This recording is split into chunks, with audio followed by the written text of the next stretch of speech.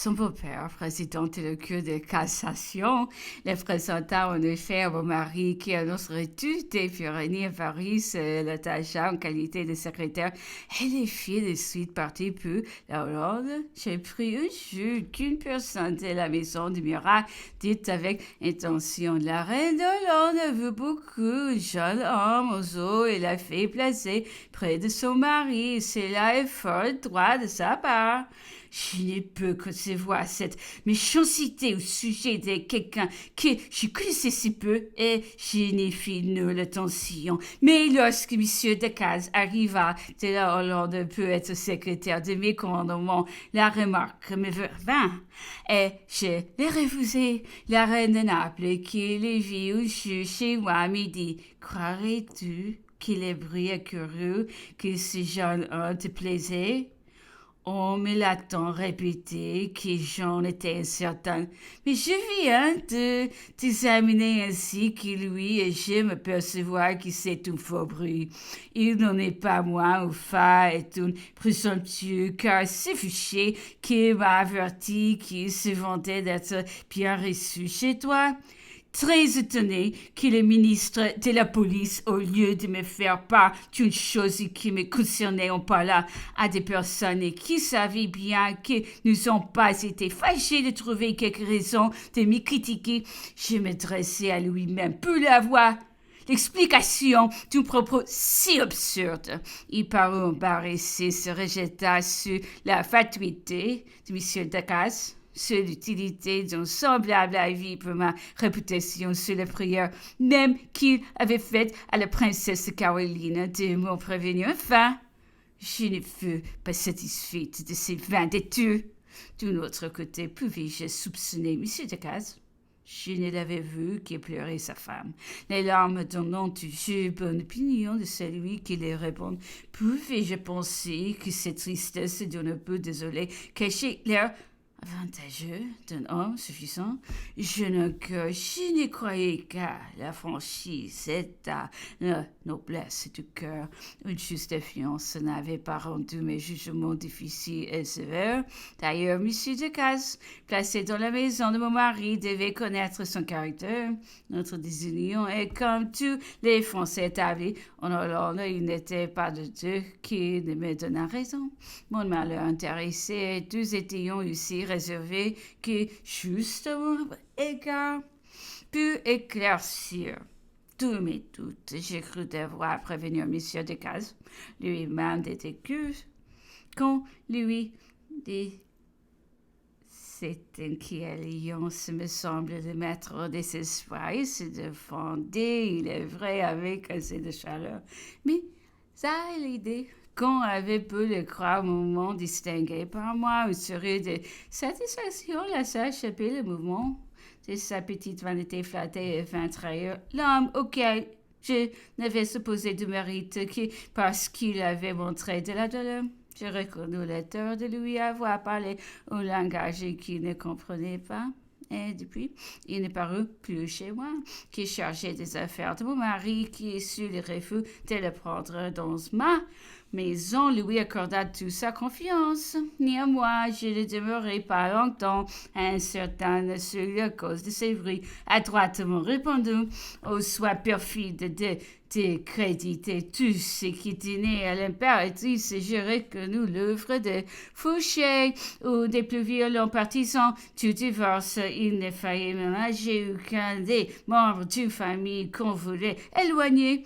Mon frère était inattaquable, mais moi, comment résister aux menées d'un ministre si actif et si bien placé peut donner crédit à ces suppositions? Une femme est toujours sans défense. On savait l'estime que l'empereur me portait.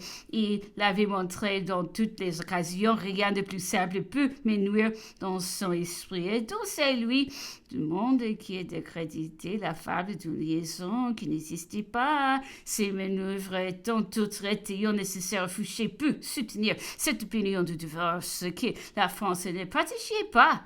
Ma mère y était trop amée, bonne, généreuse, affable, accessible, chacun toujours prêt à s'écœurer le malheur ou à intercéder pour lui, ne laisser à personne le penser de souhaiter rien de mieux ou l'espoir de le rencontrer jamais.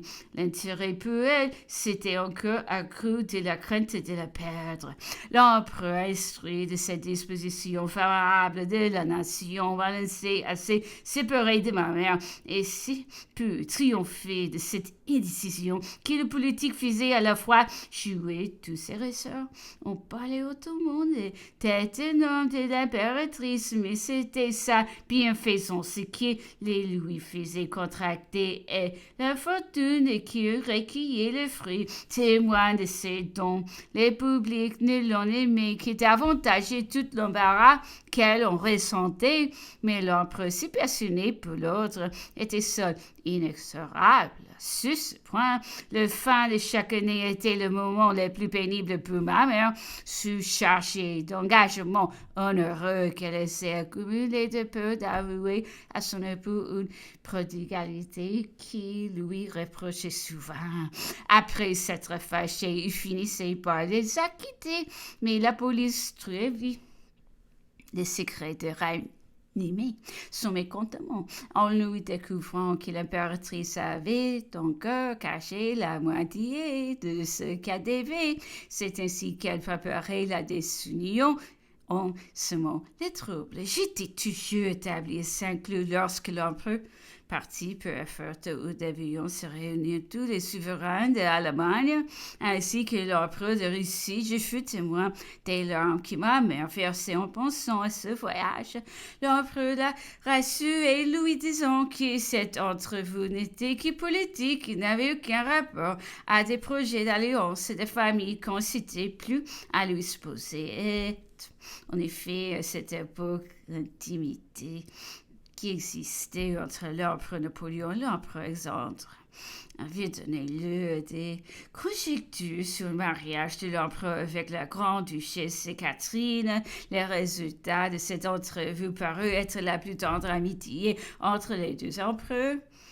On ne cessait d'en donner des détails, entre autres.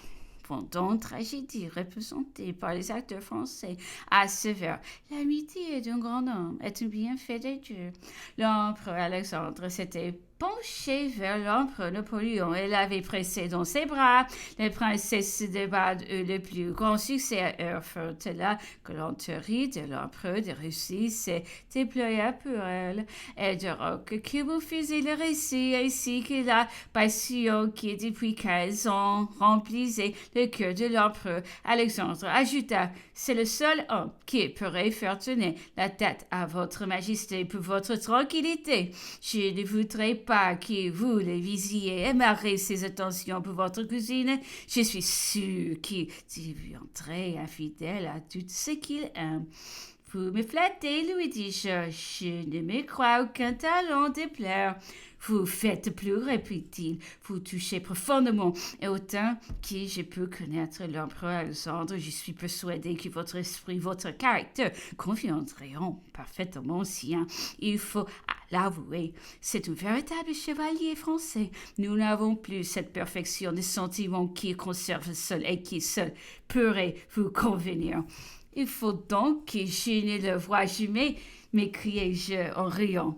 Puisque à vous entendre, nous sommes tellement faits l'un pour l'autre que nous ne saurions échapper à une charme réciproque. Quoique je ne crois pas beaucoup à un coup de foudre, je suis fort aise de ne m'être pas trouvé à Erfurt puisque le sort nous éloigne autant.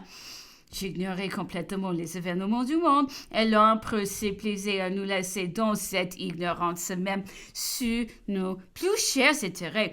J'ai appris la nomination de mon fils né au Grand-Duché de Berg, qui par le maître de cérémonie lorsqu'il écrivit à Madame d'honneur pour savoir quand je voudrais recevoir le Sénat qui devait venir me complimenter. J'ai envoyé mon fils remercier l'empereur et j'ai reçu des félicitations dans les plus petits mouvements de satisfaction. Je ne puis expliquer cette indifférence qui est pas l'élévation extraordinaire de notre position dans laquelle, au-dessus de plus de moi, ne pouvait produire grande sensation. Au contraire, je craignais donc que cet appareil de grandeur n'inspirât à mon fils de fausses idées de ce qu'il était. Je tenais tant à ce qu'il valût quelque chose par lui-même que j'ai cherché sans cesse d'apprécier ses yeux tous ses dons de la fortune et à lui persuader qu'il ne serait jamais rien que par son travail et ses bonnes qualités. Pour moi, je m'attristais quelquefois à la vue de tante couronne réunie dans notre famille et de ne voir que mes enfants seuls puissent s'aider. Je me les figurais séparés toute leur vie de moi. L'honneur de l'autre midi étant d'éclat et de grandeur ne me semblait heureux ni pour eux ni pour moi, car je n'avais jamais placé le bonheur sur le trône. Voilà comment nous devançons souvent, par l'imagination, la crainte de tourments qui ne nous sont pas destinés, mais d'autres tourments les remplaçons.